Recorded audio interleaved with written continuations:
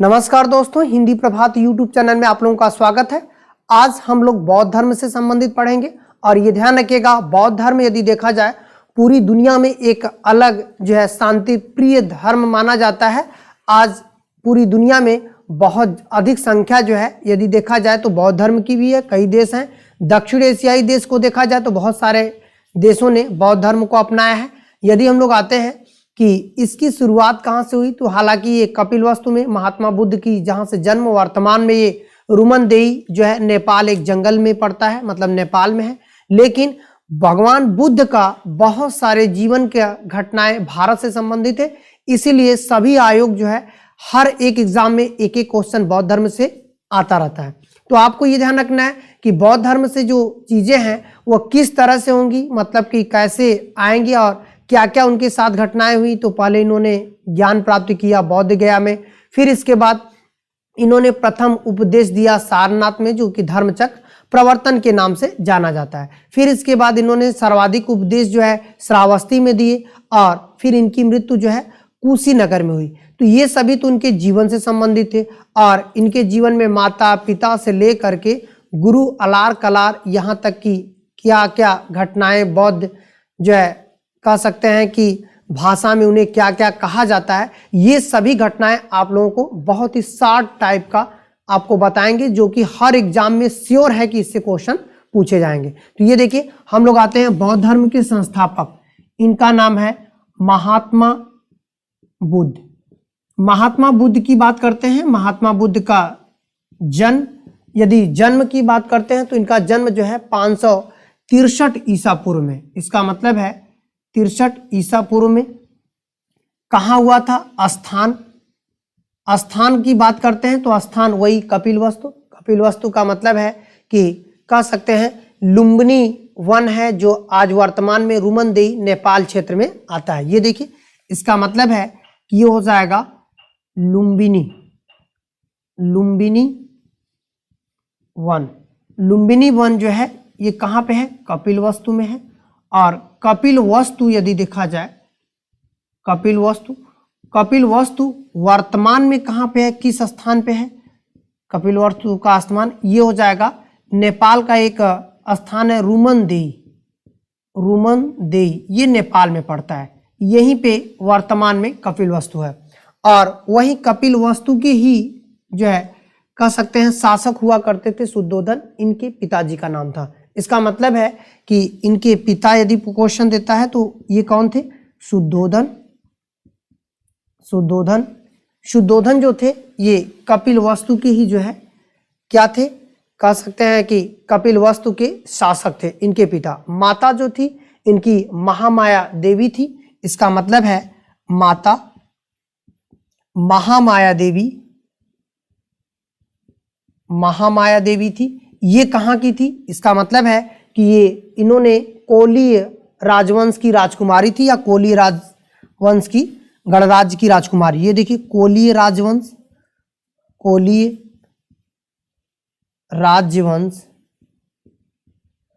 की राजकुमारी, कोलीय राजवंश की राजकुमारी थी।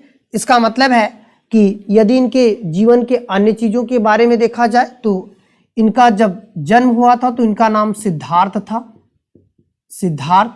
और इनका यदि सिद्धार्थ की बात करते हैं तो इनका विवाह किससे हुआ था? इनका जो विवाह हुआ था उनका नाम था 16 वर्ष की अवस्था में इनका विवाह हो गया था। 16 वर्ष की अवस्था में इनका विवाह हुआ, जो कि यशोधरा से। यशोधरा जो थी वो भी कह सकते हैं कि कोलीय वंश की राजकुमारी थी। ये देखिए, माँ भी वही थी और ये वो भी कोलीय वंश की राजकुमारी थी यहाँ से देखिए, इससे भी क्वेश्चन देता है कि किससे संबंधित है। यशोधरा को एक पुत्र हुआ था जिसका नाम राहुल है। ये देखिए, इनको एक पुत्र हुआ, यशोधरा मतलब सिद्धार्थ को पुत्र और यशोधरा, ये देखिए, जिनका नाम राहुल था। और दूसरी बात करते हैं कि इन्होंने पुत्र के जन्म के बाद इनकी उम्र 29 वर्ष थी, तो इन्होंने क्या किया? गृह त्याग कर दिया। गृह त्याग का मतलब है कि इन्होंने अपने सारथी, इनके सारथी का नाम कह सकते हैं चन्ना, इनके सारथी का नाम चन्ना। तो चन्ना से इन्होंने कह करके जो है क्या किया, गृह त्याग किया। गृह त्याग, घर के छोड़ने की घटना, हालांकि बौद्ध धर्म में घर छोड़ने की घटना को महाभिनिष्क्रमण कहा गया। तो ये देखिए, तो हम लोग कह सकते हैं कि सारथी चन्ना, और ये गृह त्याग किससे किया गया था, घोड़े से। इसका मतलब है कि जो घोड़ा था उसका क्या नाम था, ऐसे भी क्वेश्चन दे सकता है, कंतक, कंथक, कंथक उस घोड़े का नाम था, इससे भी क्वेश्चन आ सकते हैं। इनके गुरु कौन थे, ये देखिए, गुरु का नाम अलार कलार था, अलाम कलार, अलार कलार, अलार कलार था। इन्हें जब ये घर छोड़े थे तो इन्होंने अलार कलार के यहाँ ही जाकर कुछ दिनों तक ज्ञान लिया था। फिर बाद में इनको जो है कह सकते हैं कि 35 वर्ष की अवस्था में, जब इनकी 35 वर्ष की अवस्था हुई तो इन्हें ज्ञान मिला। वो भी ज्ञान कहाँ पर मिला था, इसको देखिएगा, ये काफ़ी महत्वपूर्ण है। इनका पूरा जीवन काल परीक्षाओं की दृष्टि से यदि देखा जाए तो ये देखिए, ज्ञान प्राप्त इनको 35 वर्ष की अवस्था में, और यह अवस्था जो है, इन्होंने अवस्था में ज्ञान प्राप्त हुआ, ज्ञान प्राप्त। और यदि देखा जाए कि इस अवस्था में ज्ञान प्राप्त हुआ, और ज्ञान प्राप्ति जो है वैशाख पूर्णिमा के दिन हुआ था, वैशाख पूर्णिमा। और दूसरी बात हम लोग ये भी कह सकते हैं कि वैशाख पूर्णिमा के दिन जो ज्ञान प्राप्त हुआ था वो कहाँ पर हुआ था, वो हुआ था बौद्ध गया में। और बोधि वृक्ष, जो पीपल का वृक्ष था, निरंजना नदी थी। इसका मतलब है इसी दिन बौद्ध गया बोधि वृक्ष, बोधि वृक्ष क्या कहते हैं, पीपल के वृक्ष को, और पीपल का वृक्ष था। नदी कौन सी थी, निरंजना, निरंजना नदी के तट पर इन्हें ज्ञान प्राप्त हो गया वैशाखी पूर्णिमा के दिन, या इसको वैशाख पूर्णिमा भी कह सकते हैं, ये भी हो सकता है। अब देखिए, फिर इसके बाद इनके जो है प्रथम शिष्य, जब इन्होंने ज्ञान प्राप्त किया तो इनके प्रथम शिष्य जो आनंद, और कह सकते हैं आनंद और उपाली, प्रथम शिष्य आनंद और उपाली थी, आनंद उपाली। तो आपको ये ध्यान रखना है, इससे भी क्वेश्चन आ सकते हैं प्रथम शिष्य का नाम। और यदि पूछेगा कि आनंद उपाली थे, प्रथम शिष्या इनकी मौसी खुद ही थी, प्रथम शिष्या मौसी, यदि प्रथम शिष्या की बात करेगा तो इनकी मौसी हो जाएगी गौतमी, गौतमी। इसका मतलब है कि बौद्ध धर्म को अपनाने वाली पहली महिला कौन थी, प्रजापति गौतमी, जो इनका लालन पालन किया था। इसका मतलब इनकी मृत्यु, जो इनकी माता की मृत्यु थी, इनके जन्म के ही उपरांत हो गई थी। फिर इसके बाद हम लोग आते हैं कि यदि देखा जाए तो इनकी मृत्यु कब हुई थी, इनकी मृत्यु जो है हुई थी 483 ईसा पूर्व, 483 ईसा पूर्व। ये कहाँ पर हुई थी, कुशीनारा, कुशीनारा उत्तर प्रदेश में है। और यदि क्वेश्चन ये देता है कि कुशीनारा उत्तर प्रदेश में किस, कह सकते हैं कई बार ऐसा भी होता है कि उत्तर प्रदेश में है, कुशीनारा एक जिला है, और यहाँ पर एक गांव हुआ करता था जिसका नाम है कसिया गांव। ये देखिए, कसिया गांव। कई बार क्वेश्चन देता है कि इनकी मृत्यु कुशीनारा के किस गांव में हुई है, तो ये क्या हो जाएगा, कसिया गांव में हुई है।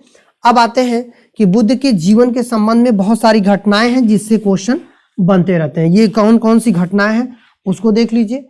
ये हो जाएगा आपका बुद्ध के जीवन में, जैसे इन्होंने जो जन्म लिया था, इसका मतलब है गर्भ, जीवन से, बुद्ध के जीवन से संबंधित घटनाएं, संबंधित घटना, ये हेडिंग डाल लीजिएगा। अब यहां पर यदि देखा जाए तो इसको आप ऐसे करके भी लिख सकते हैं बहुत आसानी से, गर्भ। जब ये गर्भ में आए थे तो ये किसका प्रतीक माना गया था, तो ये हो जाएगा हाथी का, हाथी का प्रतीक था। गर्भ के बाद जब इनका जन्म हुआ तो क्या हो जाएगा, जन्म के समय कमल का प्रतीक था, कमल।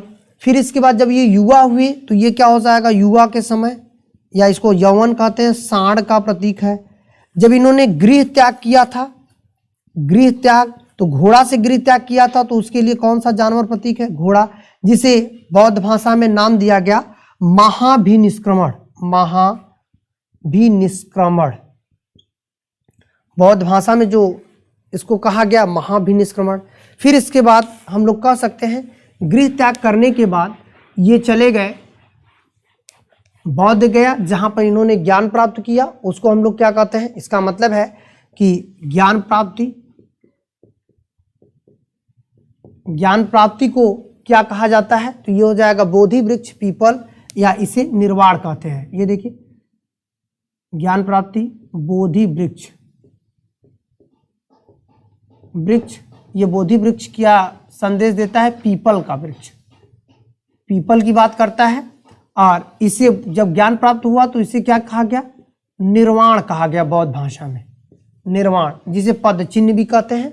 अब देखिए ज्ञान प्राप्ति करने के बाद यदि देखा जाए, पहला जो है कह सकते हैं उपदेश, प्रथम उपदेश इन्होंने सारनाथ में दिया। सारनाथ में जो उपदेश दिया उसको बोला गया धर्म चक्र प्रवर्तन।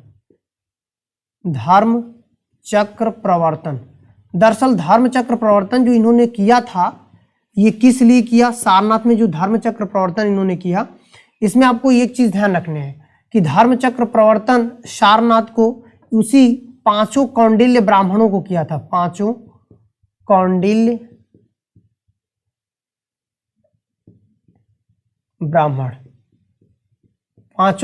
ब्राह्मण को किया था धर्म चक्र प्रवर्तन। सारनाथ को ऋषिपत्तनम भी कहते हैं, ऋषिपत्तनम, इसी को मृगदांव भी कहते हैं, मृगदांव। तो इस तरह से अलग अलग सारनाथ के नाम हैं, सारनाथ के अलग अलग नाम हैं जहां पर इन्होंने प्रथम उपदेश दिया था।